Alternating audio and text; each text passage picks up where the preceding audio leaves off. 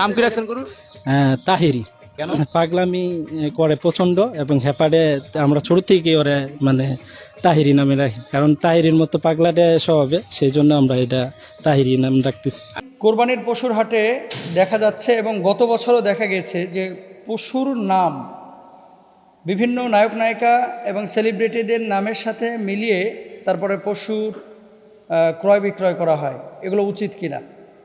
এবং তিনি লিখেছেন, কখনো পশুর নাম দেওয়া হয় হিরো আলম, কখনো পশুর নাম দেওয়া হয় সাকিব খান, জায়েদ খান, কখনো পশুর নাম দেওয়া হয় বিগ বস, কখনো পশুর নাম দেওয়া হয় ডিপজল। এই যে এই ধরনের নামগুলা, লা হাওলা ওয়ালা কুওয়াতা ইল্লা বিল্লাহ, এই ধরনের নামগুলো যে পশুর নামের সাথে, কোরবানির পশুর সাথে যারা জোড়ায়, এরা মানুষ না, এরা অমানুষ, এরা অমানুষ।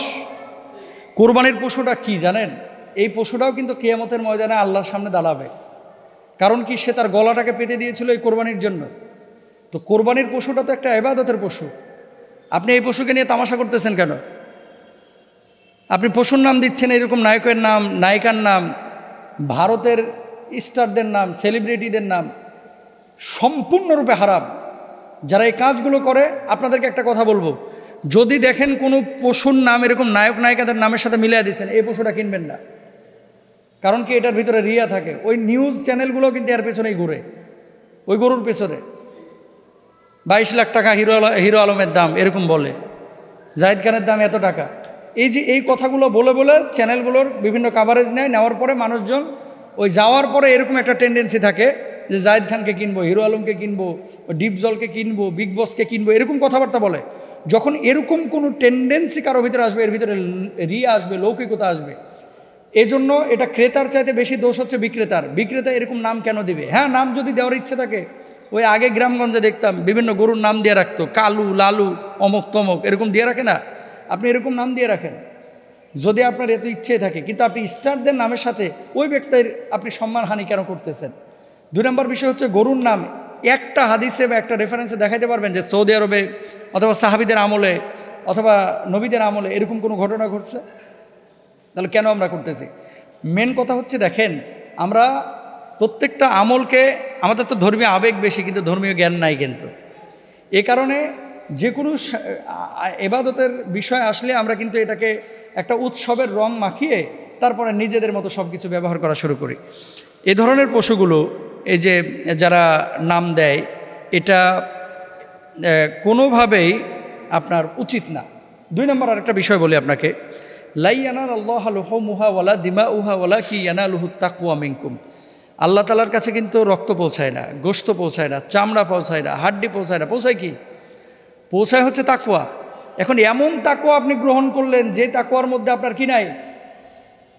যেই তাকওয়ার মধ্যে আল্লাহর প্রতি মায়া নাই, ভালোবাসা নাই, আল্লাহর ভয় নাই। আপনি গরুর নাম দিয়ে দিলেন হিরো আলম, গরুর নাম দিয়ে দিলেন জাহিদ খান। কিসের তাকওয়া আছে এখানে? আর যে সমস্ত ব্যাপারী খামারিরা এই কাজগুলো করে, আমি বলবো যে এই গরুগুলো আপনারা কিনেন না প্লিজ।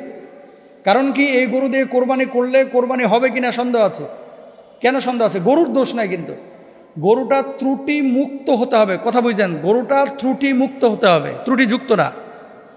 এখন ব্যাপারী গরু নিয়ে এসেছে রংপুর থেকে, বুঝছেন? রংপুর থেকে গাবতলী গরু নিয়ে এসে গরুটা নামানোর সময় গরু শিং ভেঙে ফেলেছে। এই গরুকে আপনি কিনবেন? বলবেন যে না, কিনবো না। কেন? কারণ শিং ভাঙা গরু দিয়ে কোরবানি হয় না। গরু গাবতলী হাটে যখন গরু গাড়ি থেকে নামাচ্ছে, পা ভেঙে ফেলছে, এই গরুকে আপনি কিনবেন? কেন কিনবেন না? কারণ হচ্ছে এই গরু দিয়ে আপনার কোরবানি হবে না। তো গরুর শিং ভাঙার কারণে, পা ভাঙার কারণে গরু যদি ত্রুটিযুক্ত হয়ে যায়, গরুর মৌলিকত্ব পরিবর্তন করে গরুকে নায়ক নায়িকাদের সাথে মিলে গরুর নাম পরিবর্তন করা, এটাও তো ত্রুটিযুক্ত। আপনি গরুর নাম গরুই রাখেন, ছাগলের নাম ছাগলই রাখেন। এই ধরনের ফাতরামি করে আপনি আপনার কোরবানিটাকে নষ্ট করবেন না। এটা কিন্তু তাকওয়ার সাথে যায় না। তারপর আসেন, তাহলে কেমন পশু আপনি কিনবেন? যখন আপনি পশু কিনতে যাচ্ছেন, 1 নম্বরে খেয়াল করবেন পশুটা রুষ্টপুষ্ট কিনা। যেমন ছাগল, দুম্বা, এগুলোর বয়স 1 বছর হইতে হবে। অনেকে ওই গরুর ঠোঁট উল্টায়, ঠোঁট, ছাগলের ঠোঁট উল্টায়, মানে বিরাস টিরাস করছে কিনা। বিরাসের জন্য না, দাঁতছে কিনা এই জন্য দেখে আর কি। দাঁতছে কিনা, দাঁতের সাথে আসলে কোরবানির সম্পর্ক নাই। আমরা মনে করি দাঁতলে এটা প্রাপ্তবয়স্ক হয়েছে আর কি, একটু রুষ্টপুষ্ট হয়েছে। ইসলামী শরিয়ায় যে সমস্ত পশু দিয়ে কোরবানি করতে বলা হয়েছে, দেখেন, উট এই মানে ভেড়া, ছাগল, দুম্বা, তারপরে হচ্ছে মহিষ, গরু, তারপরে হচ্ছে উট, এই সমস্ত প্রাণী দিয়ে কোরবানি করতে বলা হয়েছে। এখন ভেড়া, দুম্বা, ছাগল এগুলো তো 1 বছর হলেই হয়, গরু, মহিষ এগুলো 2 বছর হলেই হয়ে যায়, আর উট 5 বছর হইতে হয়। যদি এরকম হয়ে থাকে তাহলে আপনি কোরবানি দিয়ে দেবেন। আর পশুটা নিখুঁত কিনা, নিখুঁত, অনেক সময় চিকন দেখে আপনারা নিতে চান না, ওই যে ওপরে নাদুস নুদুস তো মনে করতেছেন, ভেতরে তো একেবারে মাশাআল্লাহ গোশতে ভরা, এজন্য মোটা তাজা নিয়ে আসেন, ভেতরে পুরা ইঞ্জেকশন মারে মারে কিডনির পানি ছাড়ায়া এটার মোটা করে ফেলছে, ত্রুটিযুক্ত পশু।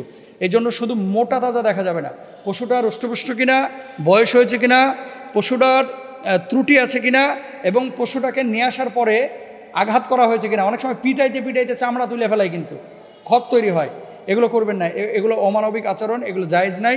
আল্লাহ তাআলা আমাদের সবাইকে তৌফিক দান করুন বোঝার।